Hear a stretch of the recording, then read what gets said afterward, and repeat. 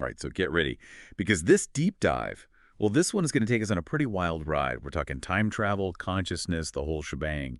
And to do that, we're going to be looking at two really fascinating sources. One, you've got H.G. Wells's classic, The Time Machine.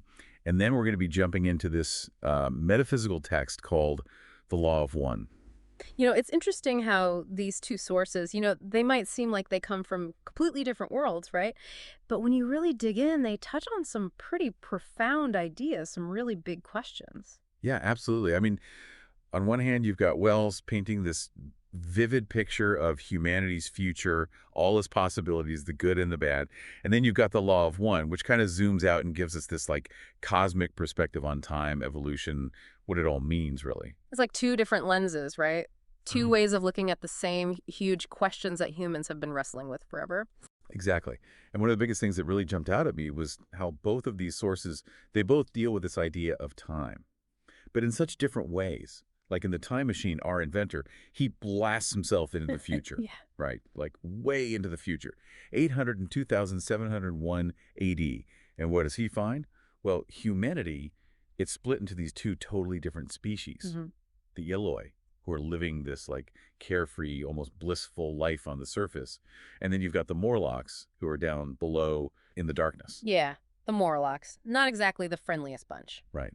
And that division, that separation of humanity into these two distinct branches, it's one of the things that makes Wells's story so unsettling. Yeah. And when we look at it through the lens of the Law of One, it raises some really interesting questions about the choices that we make, not just as individuals, but as a whole society, too. Yeah, absolutely. Because if you think about it, the Eloy, they're all about pleasure, comfort, living in this kind of childlike state. And that has some parallels with what the Law of One talks about in terms of spiritual evolution. Okay, so how does the Law of One tie into all of this Eloy and Morlock business? Well, in the Law of One, they talk about these different levels of spiritual evolution that exist throughout the universe. They call them densities. And the Eloi, with their focus on just pleasure and comfort, their innocence almost, it could be seen as an example of a civilization that's kind of taken a step back, maybe even regressed a little. It's like they've chosen this, like, easy, comfortable life, Yeah. but they've also kind of stagnated. They've lost something along the way. Right. It's like they've traded progress for a life of like blissful ignorance. And in the end, that's made them really vulnerable. Yeah, I mean, those Morlocks aren't exactly looking out for them, are they? Yeah. No, not at all. And that brings us to another connection between these two sources. The Law of One talks about these two fundamental paths, you could say, of spiritual evolution: service to self and service to others. And when you look at the Eloy and the Morlocks through that lens, it gets really interesting. Could it be that the Eloy, with their focus on just their own pleasure and their dependence on the Morlocks, represent a society that's leaning way too much towards service to self? And the Morlocks, they're forced underground, Yeah. right? Their whole existence is shaped by this, like, need and hardship. Could they be, like, a distorted version of service to others? It's a really interesting question, isn't it? It's almost like Wells is giving us this cautionary tale about imbalance.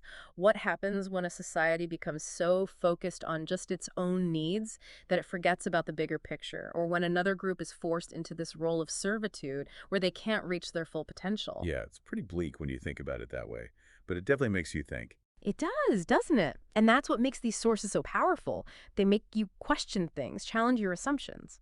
All right, but hold on. The time traveler, his journey doesn't stop there, does it? He keeps going further into the future, and things get really strange. Like crab-like creatures, a dying Earth. It's almost like a nightmare. Yeah, he sees some really wild stuff.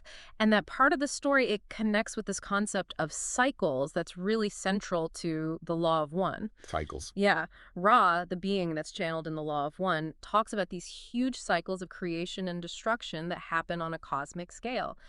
And remember, the time traveler, he sees a dying sun, like a vision of our own solar system's end. But what if that's not really the end? What if it's just part of a bigger cycle, a process of death and rebirth that happens over and over again? Wow, that's kind of blowing my mind a little bit. It's like those crazy images in the time machine. They become part of a bigger story when you look at them through the ideas in the Law of One. Mhm. It's not just destruction, it's transformation. Exactly. And that's what's so fascinating about bringing these two sources together. You can see these echoes, these connections that help us understand these big, complex ideas in a whole new light. It's like they're both pieces of the same puzzle. in a way. Yeah, I like that. Pieces of a cosmic puzzle. It's easy to kind of get lost in these like really huge cosmic ideas, the fate of the universe and all that. But I think it's important to bring it back to us. Like, what does all of this actually mean for people here, now, on Earth? Yeah, that's a good point. Yeah. I mean, it's fun to think about what might happen to humanity thousands of years in the future, but what can we actually learn from the time machine, from the law of one, that we can apply to our own lives? Well, let's think about the time traveler for a second. He basically throws himself into this totally unknown situation, Mm. faces some really scary stuff, right? And then at the end, he chooses to come back to his own time. But he's not the same. He's bringing back all this knowledge, these experiences. It's almost like a metaphor, isn't it, for how we grow and change as people. Totally. He doesn't just stay stuck in the future, whether it's amazing or totally terrifying. He brings what he's learned back to the present. I'm starting to see how these ideas, these concepts that seem so out there, they actually can have some real meaning for us. Absolutely. And the law of one really emphasizes this idea that we're all on this journey of spiritual evolution. And we're always making choices, right? Choices that kind of nudge us in one direction or another towards serving ourselves or serving others, like we were talking about before. So every little thing we do, every choice we make, it's all part of this bigger picture, this bigger journey. That's a really nice way to put it, yeah. Like, we're all creating our own timelines with the choices we make. And those individual timelines, they all kind of come together, right, to Yeah. form this, like, tapestry of consciousness. It's a beautiful image. And it makes me think about what Ross says about all times being simultaneous. It's a pretty mind-blowing concept, but it suggests that what we do in the present, it can have effects that ripple out way beyond what we can even imagine. Okay, wow. That's a lot to think about.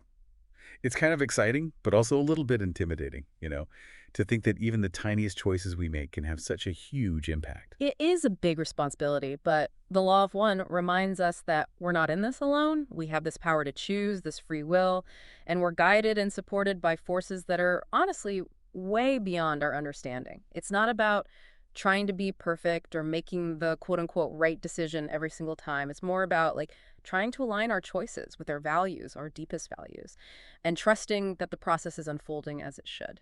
I'm thinking about that saying, life is a journey, not a destination. Right. It's about all the stuff we learn along the way, the connections we make. Exactly. And that takes us back to the time traveler. He doesn't just sit back and watch what happens in the future. He gets involved. He's fascinated by all the technology he finds. Even though it's from this lost civilization, he sees these things as puzzles to solve, tools that can help him understand what's going on, maybe even help him overcome some of the challenges he faces. It's like his scientific mind is still searching for answers, even though everything around him has changed so much. I never thought about it that way. It's like this drive to learn, to understand the world. It's a part of what makes us human, and it's Yeah. what drives us forward. Absolutely. And the law of one backs it up.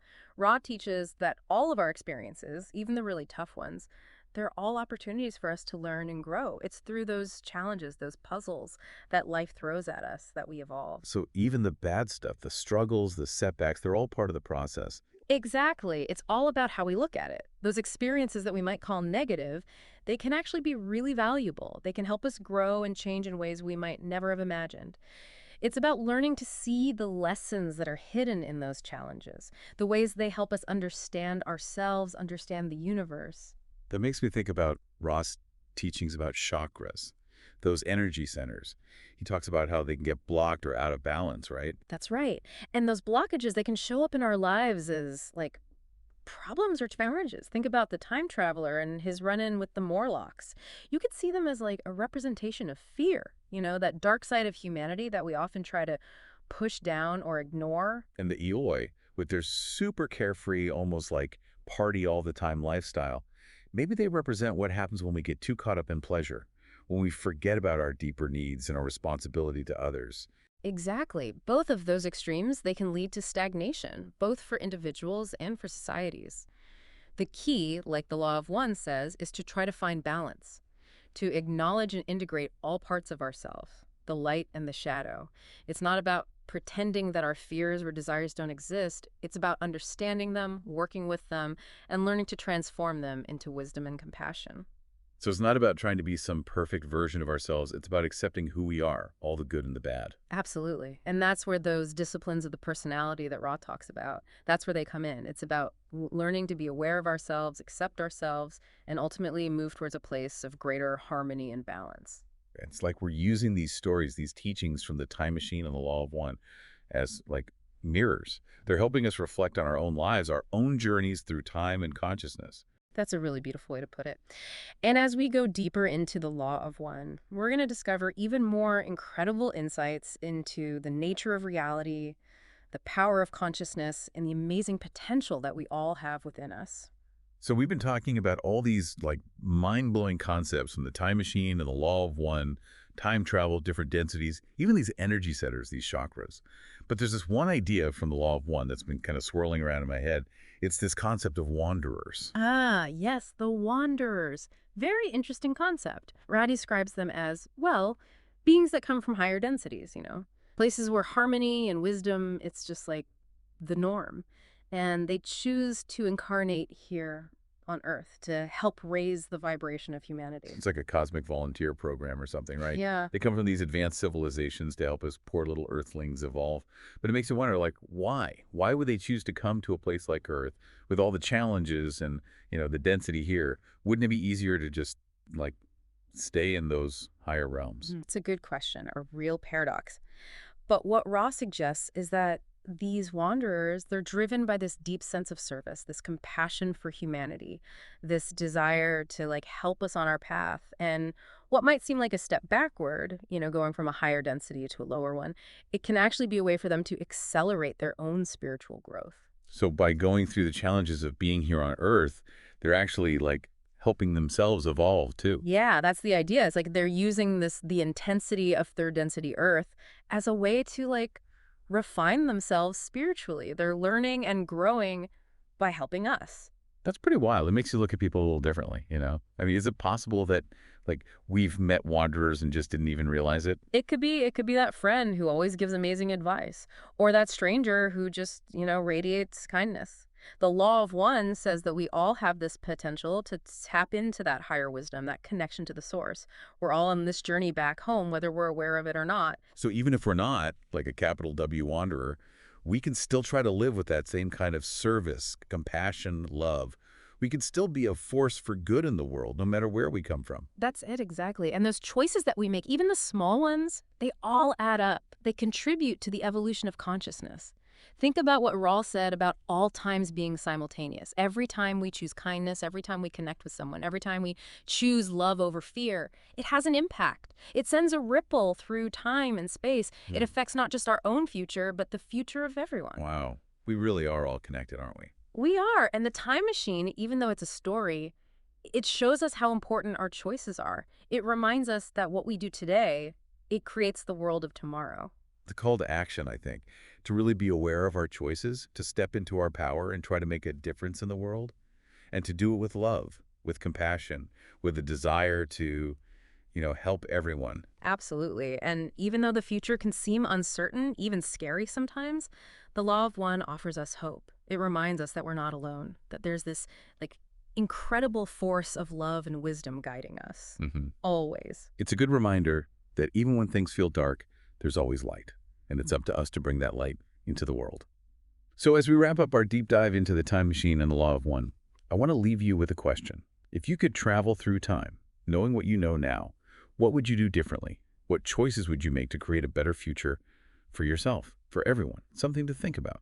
Because even though we can't literally hop into a time machine, the choices we make right now, they're what shape the future. So choose wisely, choose with love, and until next time, keep diving deep.